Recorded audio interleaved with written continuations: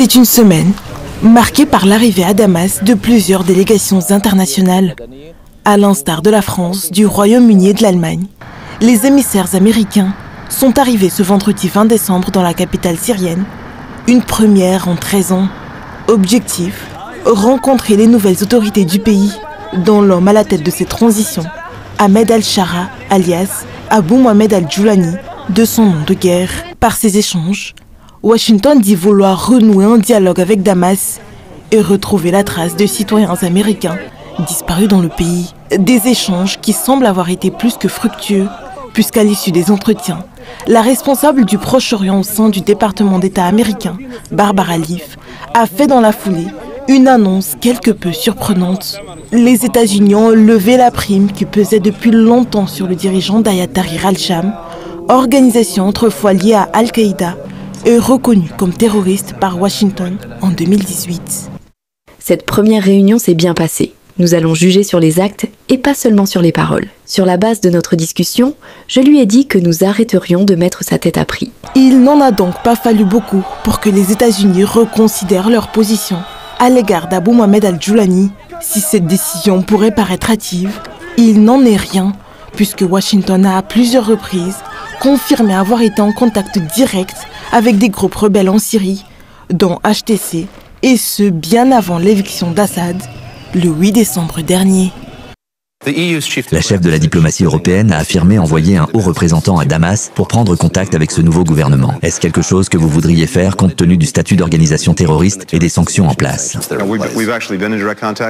Nous étions effectivement en contact direct avec HTC. Nous cherchons également à envoyer des gens sur place en Syrie. Je crois qu'il est important d'avoir une communication directe, de s'exprimer le plus clairement possible, d'écouter, pour s'assurer qu'on comprend du mieux quelles sont leurs intentions. Plus encore, ce 18 décembre, The Telegraph a fait de nouvelles révélations sur l'ingérence occidentale dans les derniers événements survenus en Syrie. Washington aurait activement préparé le groupe militant, connu sous le nom de RCA, à se joindre à l'offensive afin de renverser le gouvernement syrien. Les États-Unis ont entraîné un groupe de rebelles syriens pour aider à renverser Bachar el-Assad. Ils ne nous ont pas dit comment ça se passerait. Ils nous ont dit simplement « Tout va bientôt changer. C'est votre chance. Soit Assad tombera, soit vous tomberez. » Mais ils ne nous ont pas dit quand et où, ils nous ont juste dit d'être prêts. Le gouvernement de Bachar el-Assad renversé et des accords passés, Washington fait des pieds et des mains afin de poser ses pions dans l'échiquier politique en Syrie. Et pour preuve, le Pentagone n'a pas perdu de temps, révélant ce jeudi que le nombre de soldats américains déployés dans le pays avait doublé. Nous vous avons rapporté de manière régulière qu'à peu près 900 militaires américains étaient déployés en Syrie. Compte tenu de la situation actuelle en Syrie et de l'intérêt qu'elle suscite, nous avons récemment appris que ces chiffres étaient plus élevés. On m'a donc demandé de vérifier et j'ai appris aujourd'hui qu'il y avait en fait 2000 militaires américains en Syrie. Si j'ai bien compris, et comme on me l'a indiqué, ces troupes supplémentaires sont considérées comme des troupes de rotation temporaire déployées pour satisfaire aux exigences de la mission. En revanche, les 900 militaires déployés initialement le sont à plus long terme.